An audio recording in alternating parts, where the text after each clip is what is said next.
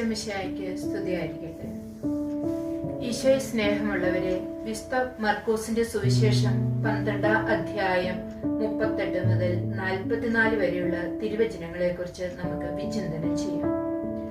ഈ സുവിശേഷ ഭാഗത്തിൽ യേശു തന്റെ പരസ്യ ജീവിതത്തിന്റെ അവസാന സമയങ്ങളിൽ നിയമജ്ഞരെ ശക്തമായി വിമർശിക്കുന്നതും വിധവയായ ഒരു സാധു സ്ത്രീയുടെ 2 ചെമ്പുതുട്ടുകൾ അവൾ കാണിക്കയായി സമർപ്പിച്ചപ്പോൾ അതിനെ പ്രശംസിക്കുന്നതുമാണ് നമ്മൾ കാണുന്നത്. 38 മുതൽ 40-ാം തിരുവചനം വരെയുള്ള 1-ാമത്തെ ഭാഗത്തിൽ ദൈവത്തോട് ചേർന്ന് നിൽക്കുന്നുവെന്ന് സ്വയം അവകാശപ്പെടുകയും ജനങ്ങളെ പഠിപ്പിക്കുവാൻ ഔദ്യോഗികമായി അംഗീകരിക്കപ്പെട്ടവരുമായ നിയമജ്ഞരെ വളരെ ശക്തമായി വിമർശിക്കുകയും അവരുടെ ഉദ്ദേശശുദ്ധിയെ യേശു ചോദ്യം ചെയ്യുകയുമാണ് ചെയ്യുന്നത്.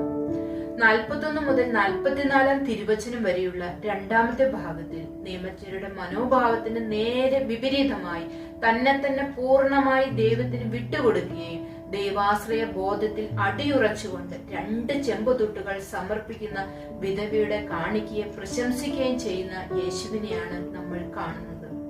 സ്വയം വലിയവനാണെന്ന് നടിക്കുകയും വലിയ കാണിക്കകൾ സമർപ്പിക്കുകയും ചെയ്യുന്നവർ ഈ ലോകത്ത് ശ്രദ്ധിക്കപ്പെടും, ഈ ലോകത്ത് സ്ഥാനമാനങ്ങൾ ലഭിക്കും, ഈ ലോകത്ത് വലിയവരാണെന്ന് എല്ലാവരും മനസ്സിലാക്കും.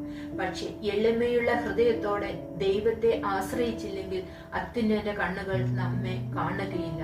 അതിന് എളിമയുള്ള ഹൃദയത്തോടെ ദൈവാശ്രയ ബോധത്തോടെ നമ്മുടെ ക്രിസ്തീയ ജീവിതത്തെ ഈ വിധവയായ സ്ത്രീ കെട്ടിപ്പടുത്തതുപോലെ നമുക്ക് കെട്ടിപ്പടുക്കും. അതിന് ദൈവം നമ്മളെ ഓരോരുത്തരെയും സഹായിക്കട്ടെ.